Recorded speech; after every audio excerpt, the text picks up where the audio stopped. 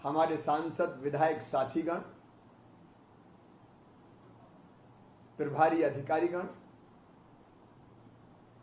Crisis management group के सभी स्तर के मतलब जिला क्राइसिस मैनेजमेंट ग्रुप के सदस्यगण, ब्लॉक क्राइसिस मैनेजमेंट ग्रुप के सदस्यगण, शहरों में वार्ड के क्राइसिस मैनेजमेंट ग्रुप के सदस्यगण और गांव के क्राइसिस मैनेजमेंट ग्रुप के सदस्यगण, बहनों और भाइयों, पिछले 2 महीनों में हमने लगातार दिन और रात मेहनत की है। सभी अधिकारी मित्र भी आज जुड़े हुए हैं, कमिश्नर, आईजी, कलेक्टर, एसपी और अलग अलग स्तर के हमारे सभी नीचे तक के कर्मचारी, जिनमें आंगनबाड़ी कार्यकर्ता, आशा कार्यकर्ता, रोजगार सहायक, पंचायत सचिव, एएनएम, पटवारी, अलग अलग विभागों के सारे कर्मचारी और अधिकारी, और मैं सच कहूं तो पूरे प्रदेश में इन 2 महीने में अनथक परिश्रम किया है। एक ऐसी त्रासदी कोरोना संक्रमण की दूसरी लहर के रूप में हमने बीच में भुगती कि जिसके जख्म शायद कभी मिट नहीं पाएंगे। हमने अपनों के दर्द को देखा है, हमने अपनों को बिछुड़ते हुए भी देखा है। वो दिन भी हमें याद है जब ऑक्सीजन की आपूर्ति के लिए दिन और रात हम लोग सोए नहीं।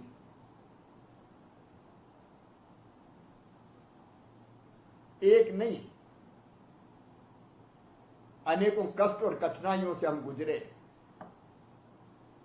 लेकिन आज मुझे कहते हुए संतोष है और मैं आप सबको बधाई दे रहा हूं। गांव के भी क्राइसिस मैनेजमेंट के भाइयों बहनों को, शहर के भी, ब्लॉक के, जिले के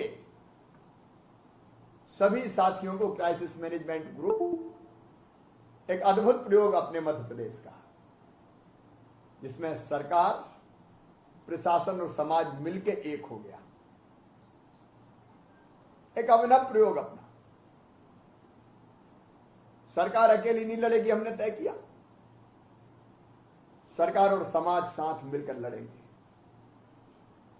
और आज मुझे कहते हुए असीम संतोष है कि हर एक ने अपनी जिम्मेदारी का निर्वाह पूरी कर्तव्य निष्ठा के साथ किया और हम सब मिलकर एकजुट होकर एक टीम के रूप में काम करते रहे। इसके कारण आज ये स्थिति बनी कि कोरोना संक्रमण पर मध्य प्रदेश में हमने लगभग काबू पा लिया। आज अगर आप देखें तो कोविड संक्रमण की दृष्टि से देश में भी मध्य प्रदेश आखिरी पायदान पे खड़ा है। कल जो टेस्ट हुए थे,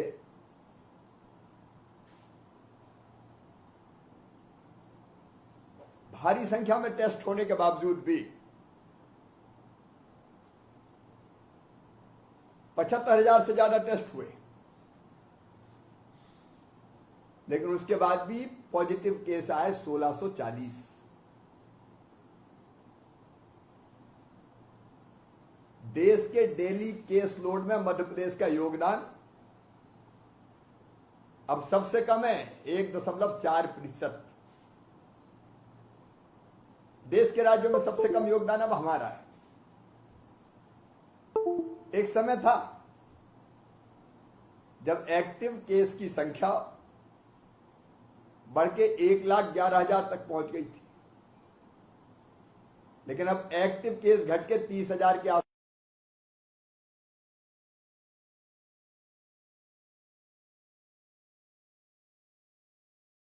ले जाए।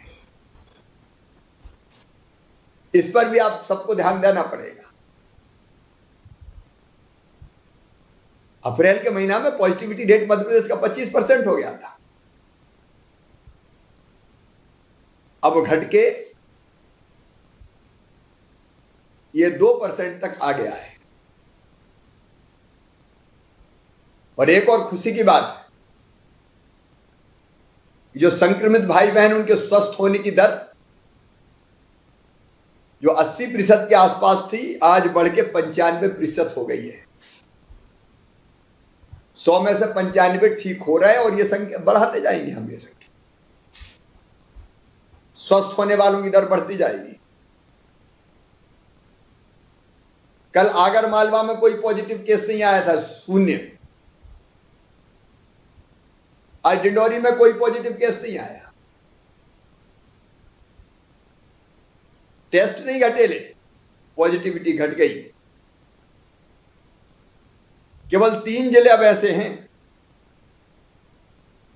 मध्य प्रदेश में जिनकी पॉजिटिविटी 5% से ज्यादा है,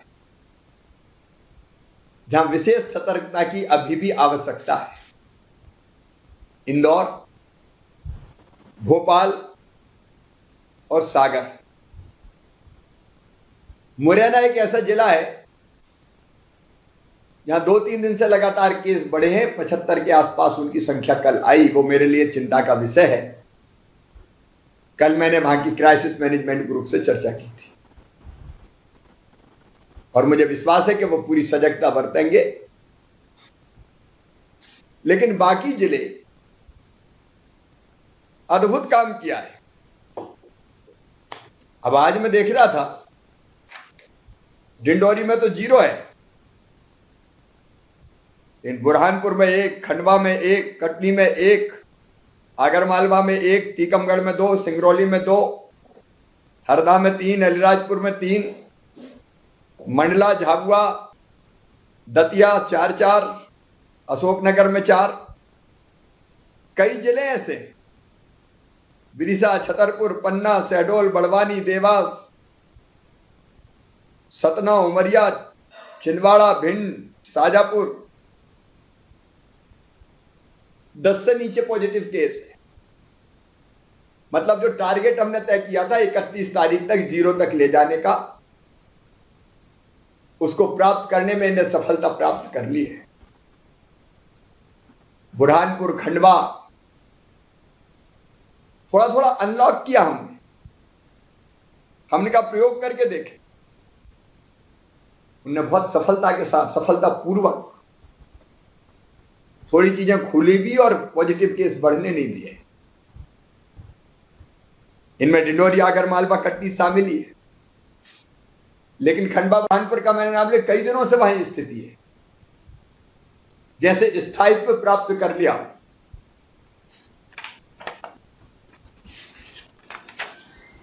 लेकिन आज हमारे प्रदेश के 18 जिलों में पॉजिटिविटी 1% से कम हो गई। मेरे बहनों और भाइयों, आज मैं ये कह सकता हूं कि संक्रमण अभी हमारे काबू में है, लेकिन बिना समाज के साथ लिए ये लड़ाई नहीं लड़ी जा सकती थी। और इसलिए हमने क्राइसिस मैनेजमेंट ग्रुप पहली लहर में बनाया था जिले का, इस बार गांव तक का बना दिया। और गांव के क्राइसिस मैनेजमेंट ग्रुप को, वार्ड के क्राइसिस मैनेजमेंट ग्रुप का मैं अभिनंदन करना चाहता हूं। उनने अपने कंधों पर जिम्मेदारी ली और उन्हें तय किया कि हमारे यहां कौन सी चीज खुलेगी, कौन सी चीज नहीं खुलेगी। गांव के क्राइसिस मैनेजमेंट ग्रुप ने कोरोना कर्फ्यू लगाया। कौन बाहर जाएगा, कौन सामान लाएगा, उपार्जन कैसे चलेगा। किल कोरोना अभियान, घर घर जाके सर्दी, जुकाम, बुखार से पीड़ितों को ढूंढवाया, उनके टेस्ट करवाए, होम आइसोलेशन की व्यवस्था देखी, राशन के वितरण का काम देखा। संक्षेप में कहूं तो सारी जवाबदारी उनने अपने कंधों पर उठा ली। ये सही लोकतंत्र है मित्रों। केवल शिवराज सिंह चौहान काम नहीं करेगा, गांव का हर नागरिक काम में जुटेगा। जन आंदोलन हमने बनाया कोरोना की लड़ाई को, और आगे भी कोरोना की लड़ाई जन आंदोलन ही रहेगी। ये केवल सरकार की, केवल मंत्रियों की, केवल विधायक सांसद की, केवल कलेक्टर एसपी की लड़ाई नहीं है। और अब तो मैं उत्साहित हूं, कई तरह की और जवाबदारियां क्राइसिस मैनेजमेंट ग्रुप को सौंपेंगे। ये क्राइसिस मैनेजमेंट ग्रुप सरकार की योजनाओं के क्रियान्वयन में भी महत्वपूर्ण भूमिका का निर्वाह करेंगे। मैं एक बार सबको बधाई देता हूं। कल एनडीए की सरकार के 7 साल पूरे हो रहे हैं। माननीय प्रधानमंत्री जी के 7 साल पूरे हो रहे हैं। कल उस अवसर पर आप सबको ध्यान होगा, हमने बच्चों के कल्याण के लिए, वो बच्चे जिनके माता पिता नहीं रहे, या तो एक पहले से नहीं था, एक की बाद में मृत्यु हो गई, जो अनाथ हो गए। और मैं अनाथ इसलिए नहीं कहूंगा कि अपने रहते कोई बच्चा अनाथ कैसे हो सकता है। हम लोग काय के लिए, हमारे रहते कोई बच्चा अनाथ नहीं रह सकता, इसलिए उनके लिए योजना बनाई। और मैं प्रधानमंत्री जी को धन्यवाद दूंगा, उन्होंने भी पीएम केयर फंड से ऐसे बच्चों की परवरिश और बाकी चीजों के लिए एक और स्कीम लॉन्च की घोषणा की है। अब मध्य प्रदेश की योजना, तो कल मध्य प्रदेश की योजना हम कल लागू करेंगे, मुख्यमंत्री बाल सेवा योजना। ये सरकार के 7 साल पूरे होने पर, मोदी जी के प्रधानमंत्री बनने के 7 साल पूरे होने के अवसर पर कल इन बच्चों के खाते में पैसा डाला जाएगा। जितने नाम कंप्लीट है, जिले के कलेक्टर्स बैठे, पोर्टल पर अपलोड हो गए,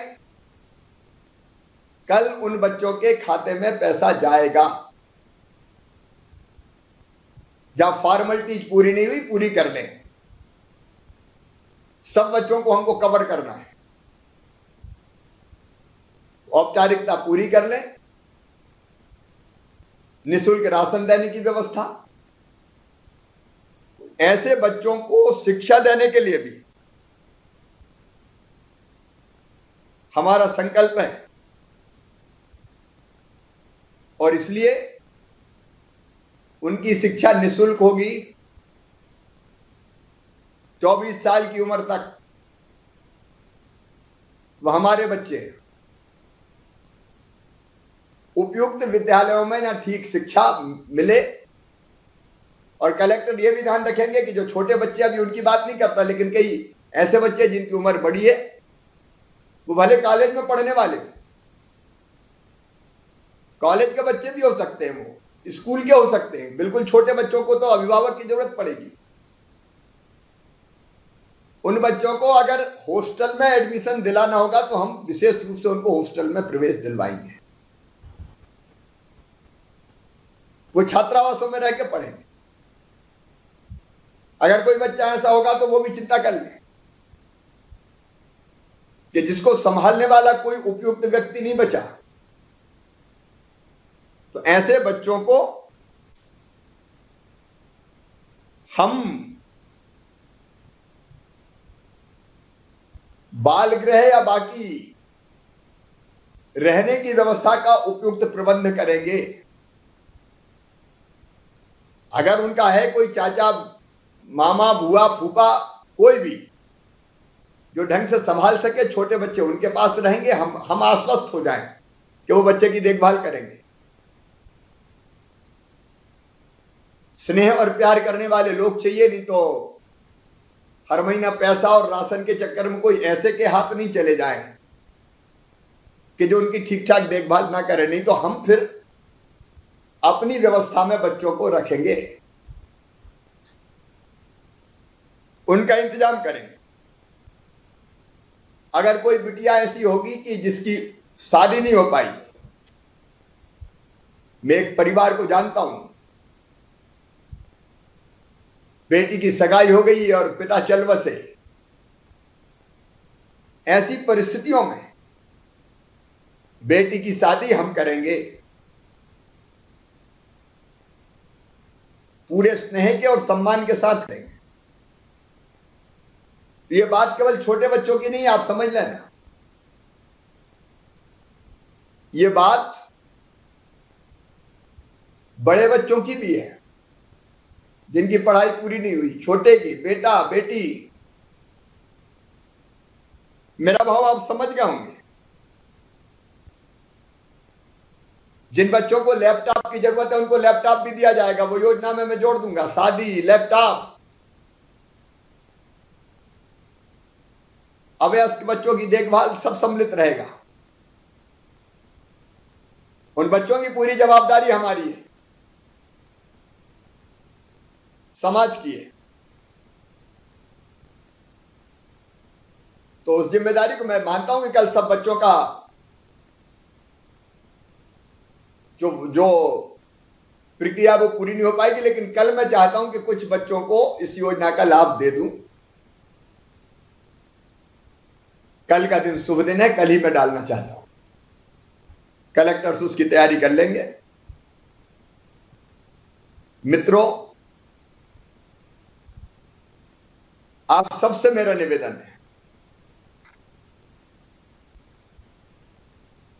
अब इस संक्रमण को नियंत्रित किया है, संकट समाप्त नहीं हुआ है,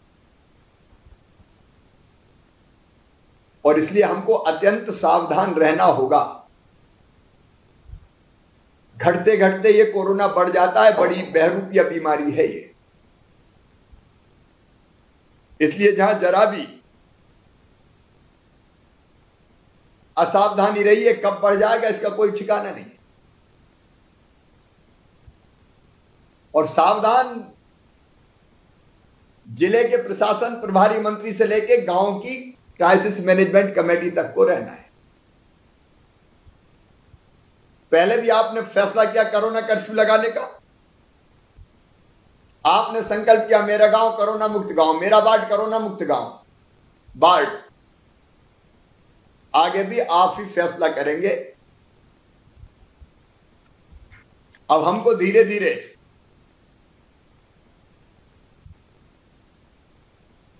सारी सावधानी रखते हुए, ताकि तीसरी लहर ना आए। और तीसरी लहर कैसे नहीं आएगी ये मैं आपको बता रहा हूं। नंबर 1, हम खूब टेस्ट करेंगे, कोई जिला टेस्ट में कोई कमी ना करे। बिल्कुल टेस्ट कम नहीं करना है, जिले के हर इलाके में करना है,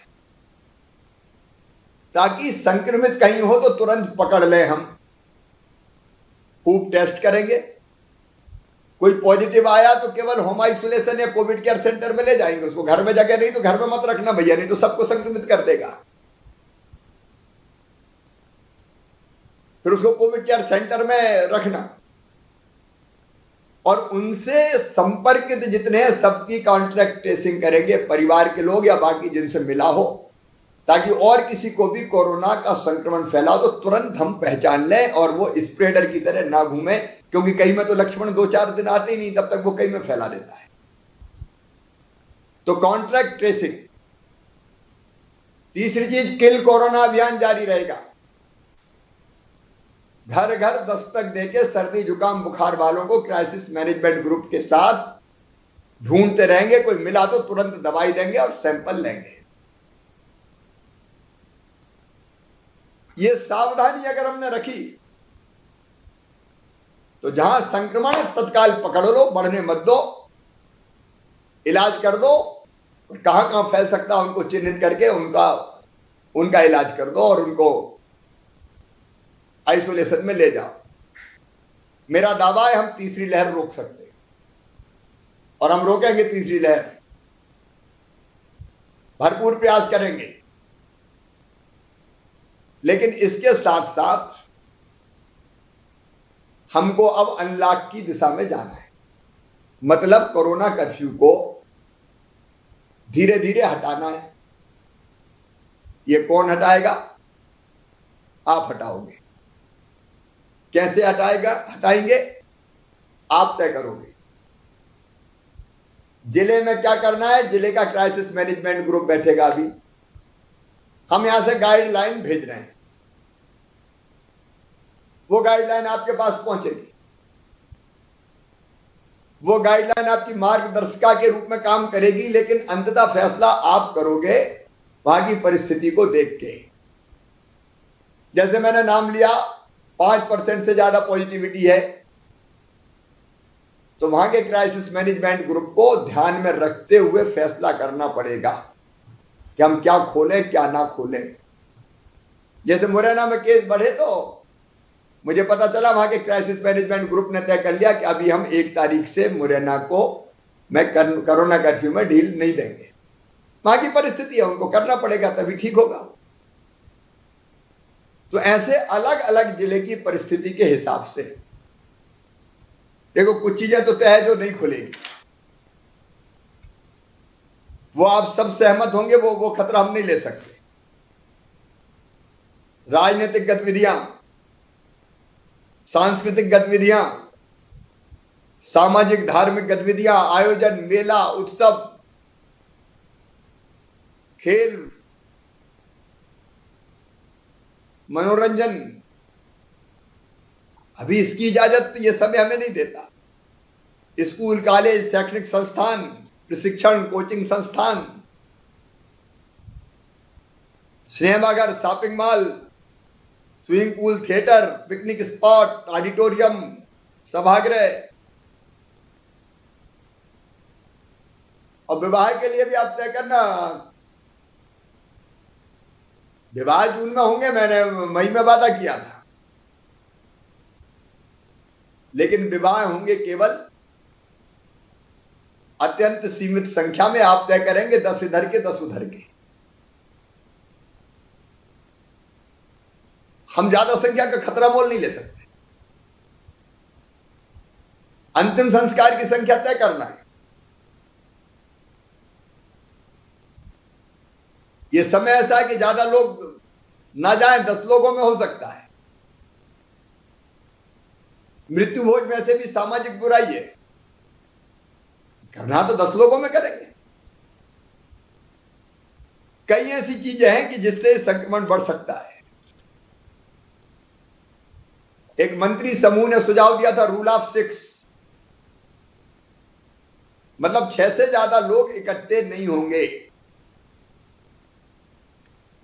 सीमित संख्या रहेगी।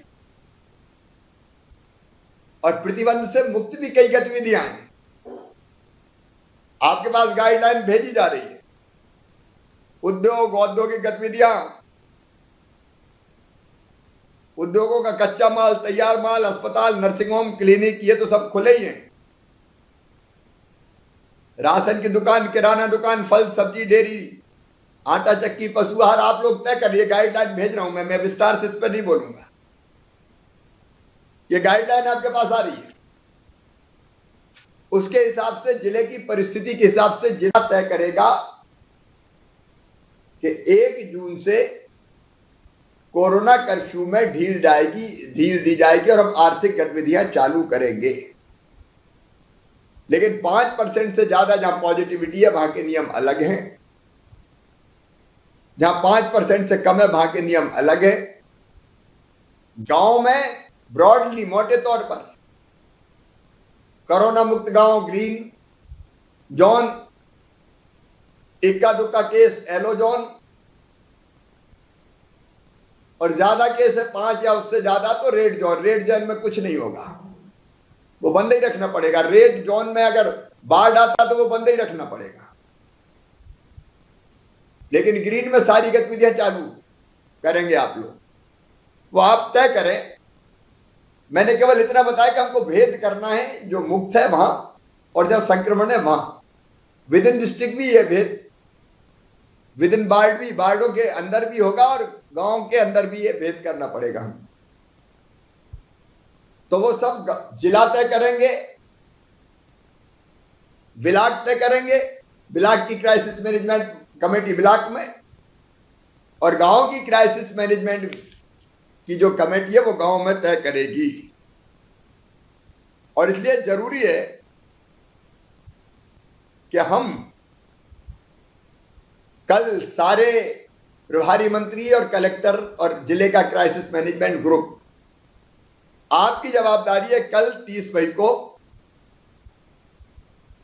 पूरे प्रदेश में जिला क्राइसिस मैनेजमेंट कमेटी जिले के लिए, चाहे तो जिला क्राइसिस मैनेजमेंट कमेटी आज भी बैठ सकती, नहीं तो कल बैठे, लेकिन कल ब्लॉक क्राइसिस मैनेजमेंट कमेटी, ग्राम पंचायत क्राइसिस मैनेजमेंट समिति, नगर क्राइसिस मैनेजमेंट समिति, वार्ड क्राइसिस मैनेजमेंट समिति, इनकी बैठक कल होगी।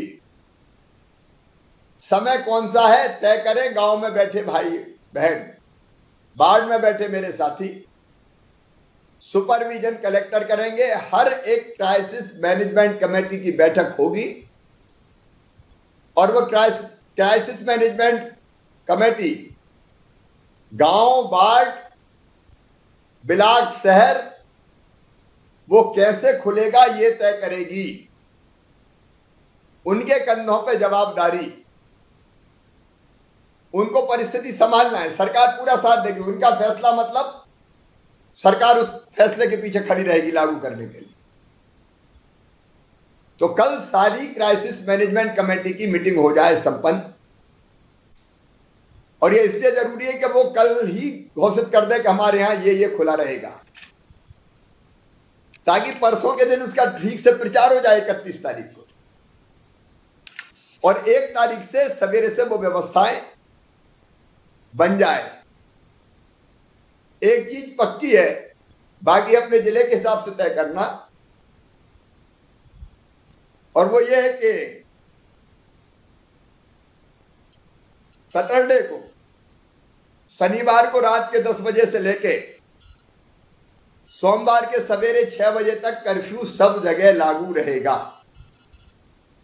वो तो मिनिमम रखना ही है हमको, बाकी आप अपने हिसाब से फैसला करिएगा, लेकिन उतना हम रखेंगे। तो ये सब बैठ के हो जाए और क्राइसिस मैनेजमेंट कमेटी फैसला कर ले और जनता को अवगत कराए, और इसके साथ साथ कोविड एप्रोप्रिएट बिहेवियर, कोरोना के संक्रमण को रोकने के अनुकूल व्यवहार, मतलब बिना मास्क के अनावश्यक रूप से घरों से नहीं निकलेंगे, निकलेंगे तो मास्क लगा के निकलेंगे, और निकलेंगे तो दूरी बना के रहेंगे, 2 गज की दूरी जो प्रधानमंत्री जी ने कहा, और भीड़ इकट्ठी नहीं होगी। नियम सारे आप बनाएंगे, लेकिन दुकानदार को दुकान खोलनी है तो नियमों का पालन करके खोलना पड़ेगा। अगर वो मास्क नहीं लगाता, वो दूरी मेंटेन नहीं करता, तो ऐसे में दुकानें सील भी कर दी जा सकेंगी। अगर व्यवस्थाओं का पालन करते हुए व्यापार करना पड़ेगा, और खरीदी भी उस व्यवस्थाओं का पालन करते हुए करनी पड़ेगी, और नहीं तो फटाफट फैलने में देर नहीं लगेगी। तो वो सारे मापदंड भी आप बनाए कि दुकानदार को क्या करना चाहिए, ग्राहक को क्या करना चाहिए, सब्जी के ठेले वाले को क्या करना चाहिए, सब्जी मंडी अगर खुलेंगी तो खुले में कैसे बिना भीड़ के चले, ये कई तरह की व्यवस्थाएं बनानी पड़ेगी। तो आप वहां बैठ के बनाएंगे, और मुझे पूरा विश्वास है कि पूरी जिम्मेदारी से हमारी क्राइसिस मैनेजमेंट कमेटी काम करेगी। हम कोरोना की तीसरी लहर पे काबू पा लेंगे। तब तक तैयारी हम हर एक करेंगे, उसके बारे में आज मुझे नहीं बताना क्या क्या करना है, मंत्री समूह ने वो भी तय किया है। लेकिन कोविड एप्रोप्रिएट व्यवहार के लिए लोगों को तैयार करना पड़ेगा, वैक्सीनेशन के लिए लोगों को तैयार करना पड़ेगा। वो अलग अभियान हम चलाएंगे। टीका के बारे में अगर कोई भ्रम है तो उनको हमें दूर करना पड़ेगा।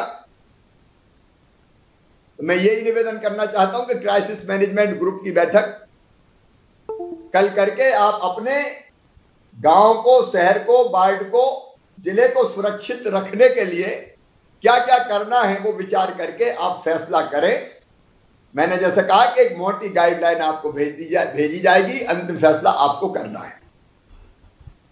और मुझे पूरा विश्वास है आप सबके सहयोग से मध्य प्रदेश के ये मॉडल ऐसा होगा जो महामारी के संक्रमण में संक्रमण को रोकने में, जन भागीदारी से रोकने में एक नई दिशा दे देगा। अब इसकी चर्चा भी होने लगी। आप सबके सहयोग से हमने संक्रमण रोका है, हम आगे बढ़ने नहीं देंगे। अब आर्थिक गतिविधियां भी चलेगी और कोरोना का वायरस रहेगा तो संक्रमण को भी रोकते हुए हमको आगे बढ़ना पड़ेगा। दोनों चीजें, संक्रमण बढ़ने नहीं देंगे, खत्म करेंगे, और आर्थिक गतिविधियां ऐसे चालू करेंगे कि जिससे संक्रमण ना फैले। और मुझे पूरा विश्वास है आप सब ने जिस शिद्दत से काम किया है, मैं आज दिल से कह रहा हूं, अंतरात्मा से कह रहा हूं, ये अद्भुत प्रयोग मध्य प्रदेश में हुआ कि एक टेबल पे बैठ के हमारे प्रभारी मंत्री, हमारे विधायक, हमारे सांसद जी, हमारे क्राइसिस मैनेजमेंट ग्रुप के सदस्य, राजनीतिक दलों के कार्यकर्ता, अब जिस शिद्दत से बीजेपी के लोगों ने काम किया है, सेवा का अद्भुत है। कई समाजसेवी संगठनों ने किया है, अनेकों कांग्रेस के मित्र भी आगे आए। मैं किसी का नाम नहीं लूंगा, इन अद्भुत ढंग से हमने काम किया और मुझे पूरा विश्वास है कि हम सब मिलके ही आर्थिक गतिविधियां भी चालू करेंगे और कोरोना के संक्रमण को रोक के एक नया इतिहास रचेंगे, जन भागीदारी से मुकाबला महामारी का। और भविष्य में जिसके उदाहरण शायद दिए जाएं आप सबके कारण। एक बार फिर मैं आप सबको हृदय से धन्यवाद देता हूं, लेकिन फिर कहता हूं सावधान रहना है, अपने जिले को बचाना है हमें, और वो जिम्मेदारी आपकी है। मैं आपके साथ खड़ा हूं। बहुत बहुत धन्यवाद।